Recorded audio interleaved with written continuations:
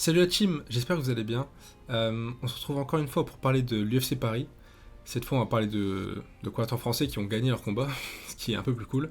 Euh, je vais me concentrer sur deux combats en particulier.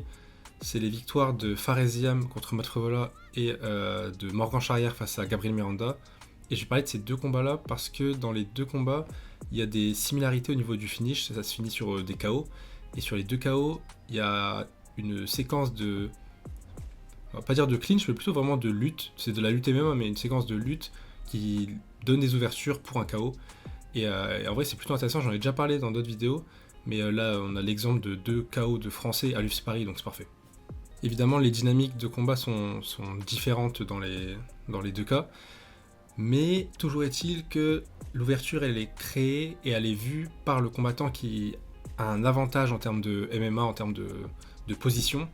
Et donc, je vais vous montrer tout ça avec les vidéos directement. C'est parti.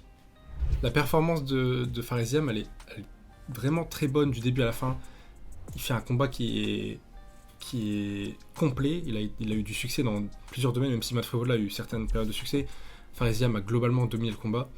Et dans ce troisième round-là, il a emmené Matt Frevola au sol. Il l'a contrôlé au sol.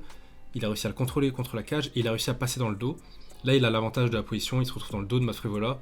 Il avait une saisie que Matt Frevola vient de casser. On voit la main ici de Faresiam parce que Matt Frevola vient de passer son bras à l'intérieur. Mais en tout cas, Faresiam, il utilise cette position-là où il avait l'avantage. Il sait que Matt Frevola, en sortie de tout d'ailleurs, que ce soit en termes de phase de striking ou de clinch ou de lutte, il sait qu'il est assez relâché. C'est comme ça que Benoît Saint-Denis l'avait touché. Donc il sent qu'il y a la possibilité de le toucher sur la sortie de la séquence. Et il va utiliser cette sortie-là et l'avantage qu'il avait dans sa position en termes de grappling pour avoir une ouverture dans son striking. Donc là on peut déjà voir le bras droit de Faresiam. Je vais vous mettre l'autre angle sur la hantille après parce qu'on voit mieux, mais il vient poser son bras droit pour framer. En gros, il pose son avant-bras droit sur la tête de Matt Frevola pour tirer la tête de Matt Frevola dans ce sens-là et avec son genou remonter dans l'autre sens pour créer une collision. Le geste en lui-même c'est une chose, mais ce qui est, je trouve, très intéressant, c'est que Faresiam, il sait au vu de la position que Matt Frevola va se retourner vers lui. Il a cassé la saisie des mains, et dans ce genre de situation, il n'a pas de raison de tourner de l'autre sens parce qu'il y a la cage, donc il sait que Matt Frevola va se tourner dans ce sens-là, et il sait que Matt Frevola va être un peu relâché comme il l'est d'habitude, et donc il envoie sa technique. On va un petit peu mieux voir le frame dont je parlais tout à l'heure sur cet angle-là. Vous voyez la main de Faresiam qui se pose sur la tête de Matt Frevola, c'est vraiment parce que Matt Frevola essaie de lever la tête et c'est Faresiam qui vient tirer sa tête vers le bas. Voilà, on voit bien le bras quand il est posé ici. Il vient vraiment tirer vers le bas pour le ramener vers son genou. La technique est parfaitement exécutée, le timing l'est aussi. La gestion de la position de Faresiam est très bonne parce qu'il se place pour que Matt Frevola soit obligé de se tourner vers lui. Vraiment, la séquence de finish est magnifique. Pour le KO de Morgan, il y a des similarités avec le finish de Faresiam dans le sens où Morgan il va avoir une position, je vais dire dominante, mais en tout cas une position avantageuse en termes de grappling. Ici vous voyez qu'il vient de lier ses mains, on voit un peu ses mains ici. Il vient d'avoir le body lock sur Gabriel Miranda et donc il est dans une position avantageuse. Gabriel Miranda va tenter de contrer cette position-là et c'est parce que Gabriel Miranda tente de contrer cette position-là que Morgan trouve une ouverture.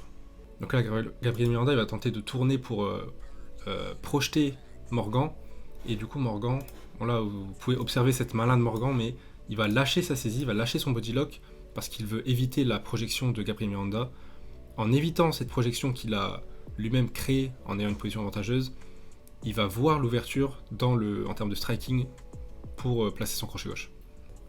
Donc ici il lâche sa main, on voit bien la jambe de Miranda qui tentait la projection, elle est ici. Et du coup Gabriel Miranda se retrouve dos à lui parce que Morgan a lâché la position.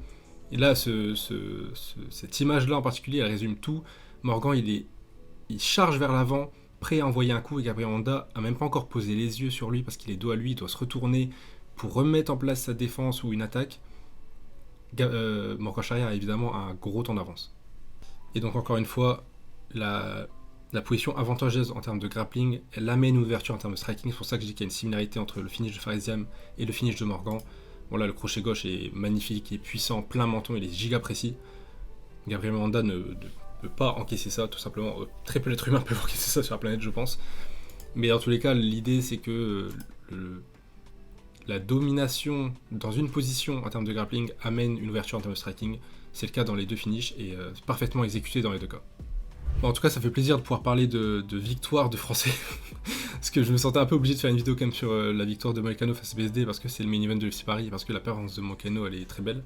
Mais pouvoir parler de finish, de combattants français à l'UFC Paris, c'est vraiment très cool. Il y a eu aussi d'autres bonnes perfs dont je parlerai. J'ai parlé déjà en live et j'en parlerai aussi dans des vidéos sur TikTok, notamment Nassourdine par exemple, mais il y en a d'autres. En tout cas, j'espère que vous avez apprécié la vidéo. N'hésitez pas à me dire ce que vous en avez pensé dans les commentaires et n'hésitez pas à liker et vous abonner. Je vous dis à la prochaine. Bisous!